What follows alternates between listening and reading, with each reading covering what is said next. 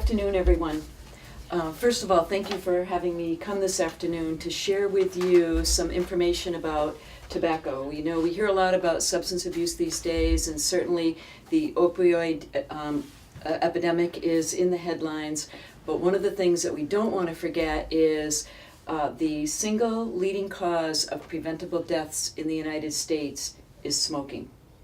So we want to learn what we can learn about smoking, and these days another subject has arisen for us to be concerned about, and that's vaping, and I'll talk to you about what vaping is and what it isn't. You know that smoking among adults has been decreasing over the last few decades, and that's a good thing. We're very, very happy about that. In the 1950s, 50% of adults smoked.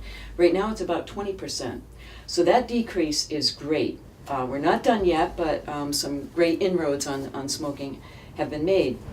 But we also know that the tobacco industry is looking for a new market, and that new market is clearly kids. And I'm going to be showing you some products today and explaining how these products are being manufactured and marketed to attract kids to use them. The third part of the work that I do is called policy.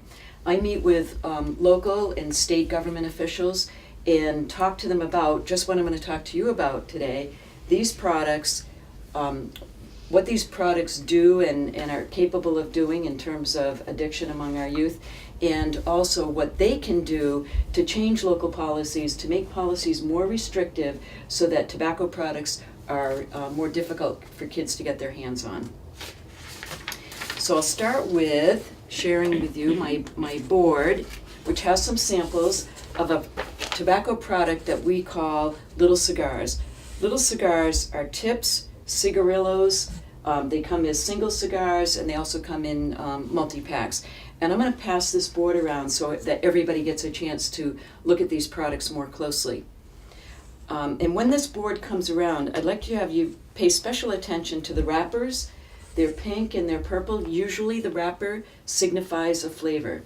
These products are flavored and they're scented, and that's done very purposefully by the tobacco industry to disguise the harshness of tobacco products so that kids will try them and hopefully, for the tobacco industry's point of view, continue using them.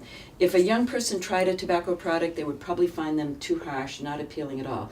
But if we flavor them and scent them, it'll make them more appealing. And if we wrap them like candy wrappers, that also can make them more appealing. Another thing that the industry does is they make them in these single packages, and they price them very cheaply. A couple of these here I can see are 79 cents, but we see them for 69 cents. We see them for 49 cents. But so, just to be clear though, in Malden... I'll talk about the regulations. regulations. Yeah, okay, we'll talk about the regulations perfect. in Malden after we pass these products around. The second product category that I'll share with you are what we call blunts and blunt wraps. Does everybody know what a blunt is? No. What's a blunt? It's like a wrapper. Weed? No, it's not what I'm talking about. It's the wrapper, as Amal said, that you put like whatever it is that you want. That you might want to see. Yeah, exactly. So this is a blunt. A blunt is a big fat cigar. These are legal. But we also know that blunts, some decades back, blunts were being used not for the tobacco that was in them. Actually, people were buying the blunts, cutting them open, dumping out the tobacco, and putting in their product of choice, which was marijuana. So the industry got really clever, and when they realized what people were using blunts for, they made something called a blunt wrap. And a blunt wrap is a single tobacco leaf. When it's opened up, you can open up flat, but it comes in this kind of package, and it's rolled around a small plastic tube. The purchaser will open this package up, roll out the tobacco leaf, throw away the tube, and then they'll fill the tobacco leaf with their weed, roll it up, light it. That's how they make a joint. So this is another indication. I'll talk a lot about how clever the tobacco industry is to evolve their products to match what people are doing or what they want people to do. So again, I'll pass this around. Blunts are legal. In some communities, blunt wraps, this bottom one, are illegal. And talk about that again in a second. The third category that I'll share with you is what we call smokeless tobacco.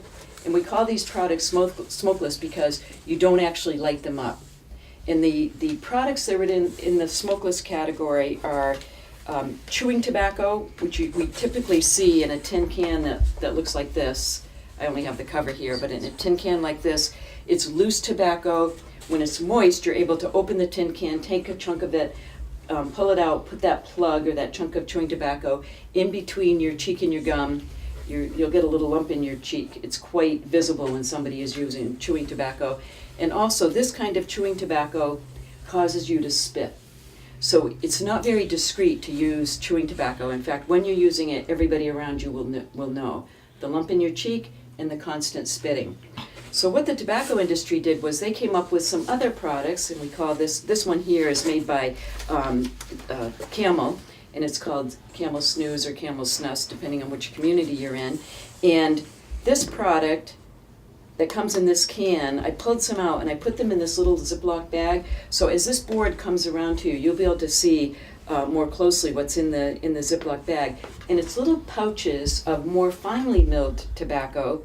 And the pouch that you would take out of here, of chewing tobacco or spitless tobacco, is smaller. So when you put it between your cheek and your gum, it's not as visible to people around you. You could be in the classroom or on the baseball field and people wouldn't know that you had that in your mouth. Also, for whatever reason, I don't understand the chemistry of it, but for whatever reason, it doesn't cause you to spit the way this kind of tobacco does. So again, you could be in the library, you could be in a classroom, and you could be on the in the hockey rink, and your coach or your teacher would not know you were using this kind of tobacco. So important because for our athletic teams, the MIAA, the Massachusetts Interscholastic Athletic Association, has banned the use of tobacco among athletes. So a player who's caught using tobacco could actually be expelled from the team. So if they're addicted to tobacco and they need to have their tobacco while they're playing a game, they want to be using something that's very discreet. No one will know they're using it. So please pass that board around. And then the last category, and we'll probably spend more time on this than any of the others, whoops, right side up, are what we call e-cigarettes or e-hookah. The bottom two examples on this board are just examples of e-hookah, and the top examples are examples of e-cigarettes. Does everybody here know what an e-cigarette is? You all know what some of you have been here before for other presentations that I've done, but I'll just repeat for everyone what an e-cigarette is. An e-cigarette is not a tobacco product. It is a nicotine delivery device. Does anybody know, by the way, do you remember from previous meetings, what is the most addictive substance in a cigarette? Nicotine. So when people become addicted to smoking, a lot of times it's the nicotine that they're addicted to. In fact, there are medical professionals that tell us that a nicotine habit can be harder to break than a heroin habit. Doesn't mean a heroin habit is better or not a really difficult addiction, but nicotine is so addictive, some people call it the most addictive substance, that a nicotine habit can be harder to break than a heroin habit. So the tobacco industry, knowing that smoked products can't be used in a lot of places. Do you know why? When I say smoked products, like cigarettes and those little cigars, why can't they be used in a lot of places? Do you know why? Secondhand smoke. Right. So we got worried about secondhand smoke. So a lot of state legislatures, and Massachusetts did this some years back, passed what we call a smoke-free workplace law. So you can't smoke anywhere there are workers, and you can't smoke in public buildings, and so you can't smoke in schools and hospitals and on buses and so on. So the tobacco industry came up with a newer product where there's no smoke.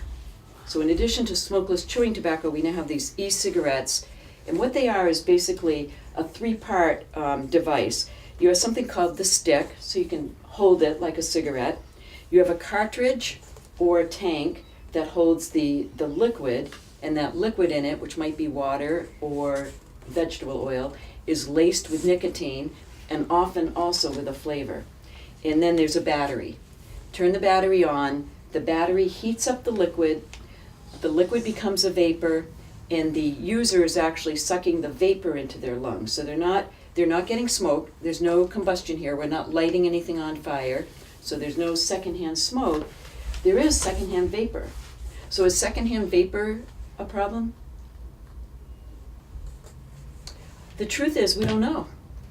It may be, but we don't have the years of research about, because these are pretty new products, we don't have the years of research, so we don't know what secondhand vapor will do to us. So that the jury's still out. We just don't have the years of scientific evidence. We do know a lot about what secondhand smoke does, and secondhand smoke causes disease, we now know, and secondhand smoke can also exacerbate existing diseases like asthma or COPD. What we do know is most of these products, even the ones that are labeled zero nicotine, labeled zero nicotine, actually have nicotine in them. Why do you think now these are smoke-free, why do you think the manufacturers would put nicotine in these products? To keep you addicted. Thank you. To keep you addicted, exactly. If these didn't have nicotine in them, then you wouldn't get that addiction and you wouldn't have to go buy another one. You might want to, but you wouldn't have to. When you're addicted to nicotine, you need a nicotine fix. So if it's cigarettes, you need a pack of cigarettes. If it's cigars, you need more cigars. If it's e-cigarettes, you need your e-cigarette. One of the ways that these products is marketed is they're called, some marketers will call them smoking cessation devices. What we know for a fact is and I know, I've met a couple of people when I've been out and about doing inspections in stores who tell me, I've been a smoker for 30 years, 40 years, whatever. I started when I was a teenager, and I was never able to quit. I tried everything. I tried all the medications. I tried the patch. I tried the hypnotist. Nothing worked for me. I tried e-cigarettes, and I was able to quit. But what we also know is that we have young people using e-cigarettes who never smoked a conventional cigarette. So they are not using these products as smoking cessation devices. They're using them as nicotine delivery devices. Also, I knew that when I first started seeing these in our local stores, but also once our major tobacco manufacturers here in the United States started making their own brands of e-cigarettes, then I was really convinced that these aren't really smoking cessation devices, because the tobacco company is not going to create a device that is going to cause you to quit smoking or help you quit smoking. They're looking for products that are going to attract you to smoking. And right now we know that their target market is largely young people. Why do you think that is? Why do you think the tobacco companies are targeting young people? Anybody have any idea? Because if you start young, it's easier to continue when you're older. Exactly. In fact, there's an interesting stat. 90% of adult smokers started in their teens. So if you turn that around, if we work in prevention, because cessation is very hard. It's very hard to help people to quit smoking. It's such a tough addiction. So we work in prevention. And the idea is to keep young people from trying these products or becoming addicted to these products till they're in their 20s. Because if 90% of adult smokers start smoking in their teens, we know if you can put off that smoking until you're in your 20s, you are very unlikely to become addicted to nicotine. You're very unlikely to become an everyday smoker. And that's our goal. But we have evidence, including memos and emails from tobacco company executives saying things like, we got to get the high school kids. If we don't get them when they're in high school, we lose them. So they need a market, because some adults, we talked about the decrease in smoking rates, some adults are quitting. Frankly, some adult smokers are dying. So the adult market is shrinking. Therefore, we've got to go after the young people, get them addicted so they become lifetime users and they buy these products and the tobacco company makes their profit.